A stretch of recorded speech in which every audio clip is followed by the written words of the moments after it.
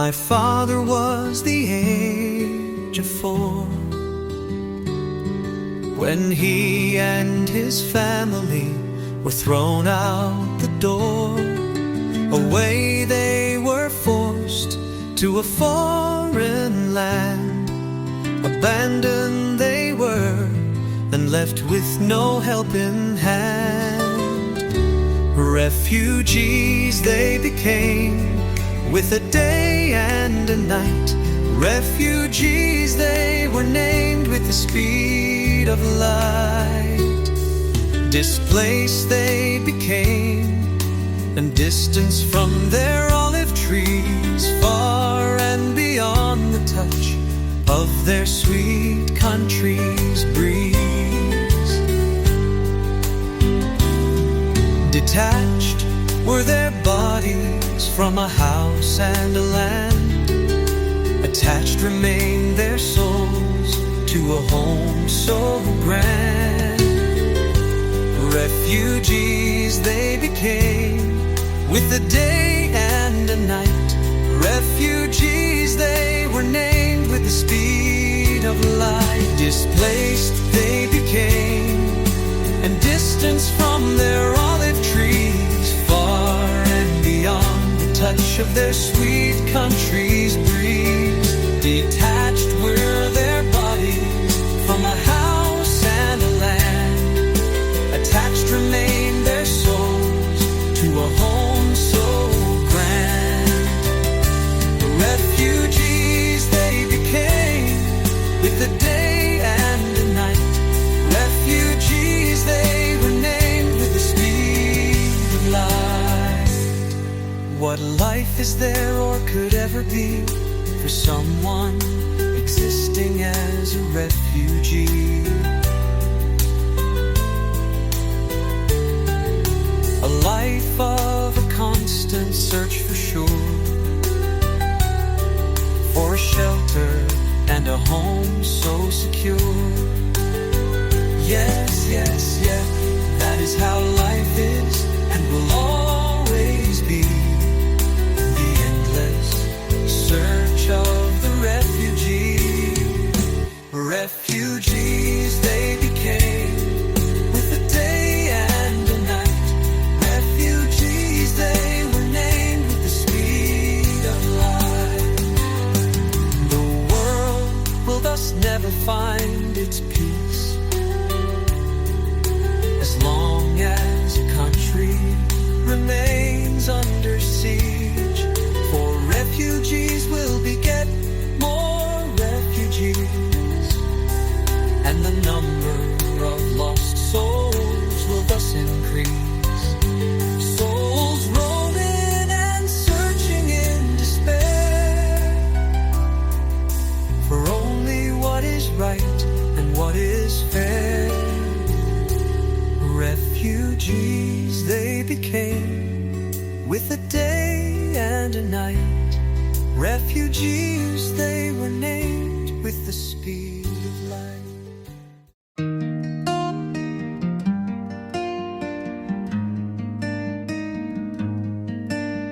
77 years have passed since 1948, the ruthless year of our diaspora, which somehow we've come to accept as a destiny and a tragic and despicable Palestinian fate.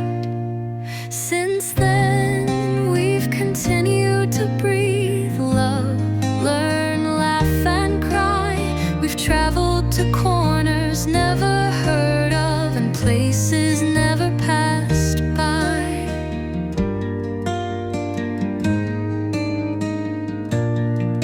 So many injustices have our eyes seen, and so many of our dreams have been shattered. With the right of return steadfast in our hearts, no matter the distance from home.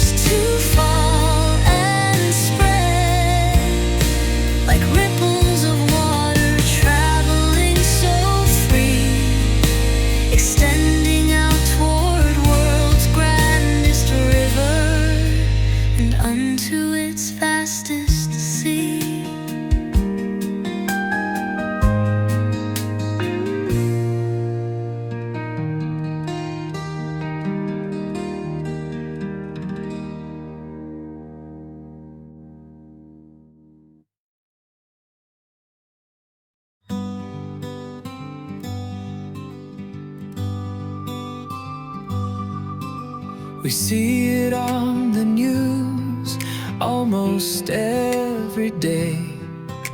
Your house being demolished and you forced away. Where do you then go to? I always try to guess what befalls you after such a dreadful mess. Who wipes off the tears your precious eyes shed? Do you ever again find a shelter, roof, or bed? Where do you hide when sky pours and strikes its thunder? Are you and your children safe? I cannot but wonder. Do you ever get to replace the memories and the times that get demolished with your house and its tiles?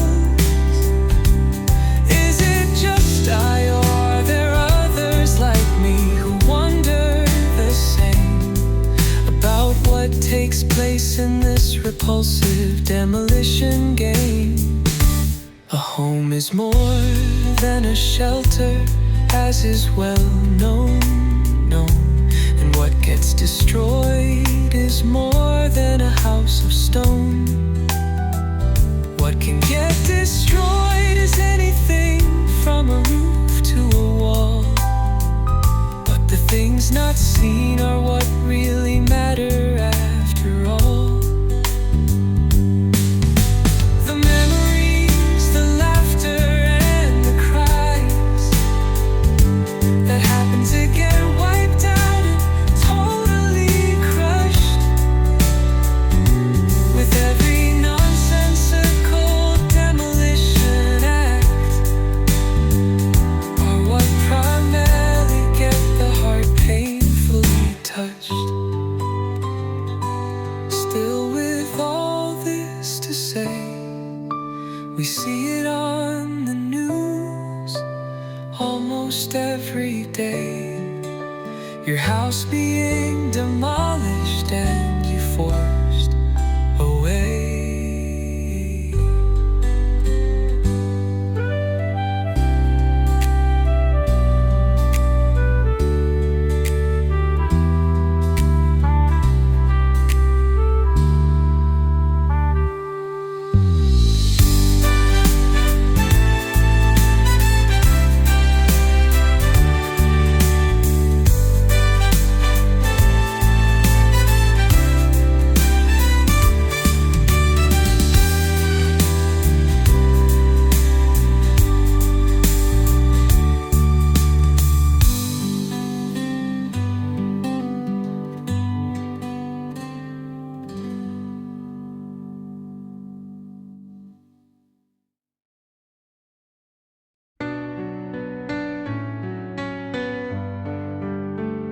Sometimes I wonder what inspires me to write.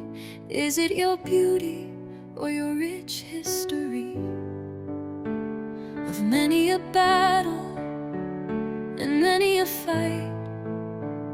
Maybe it is a combination of both and a little bit more, without which my pen would encounter nothing but a closed door.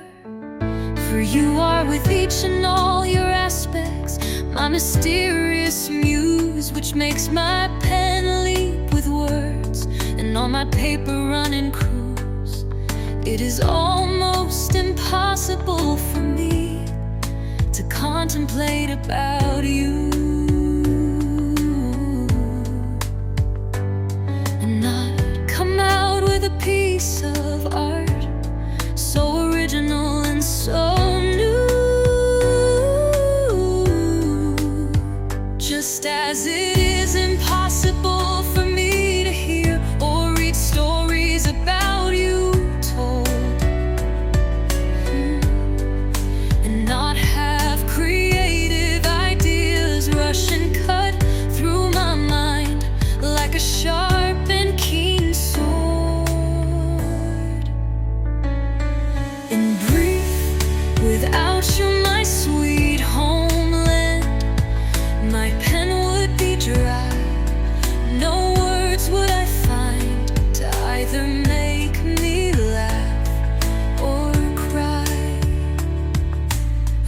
such as the one a reader flips with his hand, would have never seen the light were you my muse, not so generous and not so grand. Just as it is impossible for me to hear or read stories about you told,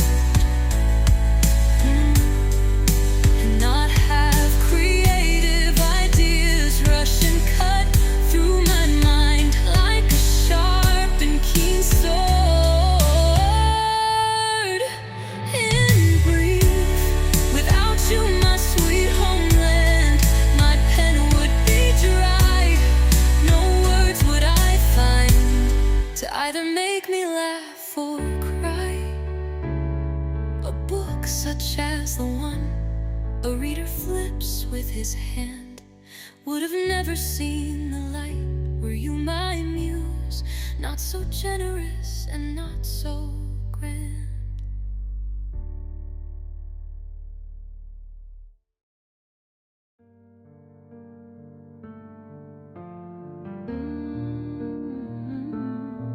I wish the light would always shine on you,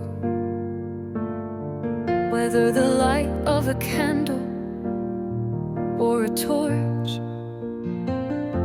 or that of the sun standing high in the sky,